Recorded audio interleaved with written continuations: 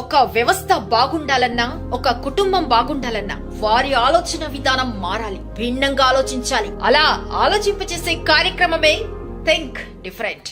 మంచివాడు కోసం, సత్యవంతుడి కోసం వెతకకు. ఈ ప్రపంచంలో మనకి ఎక్కడ చూసినా చెడ్డవాళ్లు ఉన్నారనుకుంటూ, స్నేహం చేయడానికి మంచివాళ్లు దొరికితే చాలా బాగుంటుంది అనుకుంటూ ఉంటాం. అది నిజమే అనిపించినా అసలు సత్యం ఏంటంటే, అవతలి వారు కూడా మనలాగే మంచివాళ్ల కోసం వెతుకుతూ ఉంటారు. అలా వెతికే మంచివాళ్లకు మనం కూడా మంచివారిలా అనిపిస్తేనే మనతో స్నేహం చేసే నిర్ణయం తీసుకుంటారు. కాబట్టి అర్థం చేసుకోవాల్సిన విషయం ఏమిటంటే, మనం ఎంతగా మనం అనుకుంటూ ఉన్నా మంచిని మనలో పెంచుకుంటూ పోతే అలాంటి వారే అత్యంత సహజంగా మనకు ఆకర్షితులవుతారు. మనం ఎక్కడికి పోయినా, ఎక్కడున్నా మంచివారే మన చుట్టూ చేరడం మనం గమనించగలుగుతాం. ఒక వ్యవస్థ బాగుండాలన్నా, ఒక కుటుంబం బాగుండాలన్నా వారి ఆలోచన విధానం మారాలి, భిన్నంగా ఆలోచించాలి. అలా ఆలోచింపచేసే కార్యక్రమమే థింక్ డిఫరెంట్.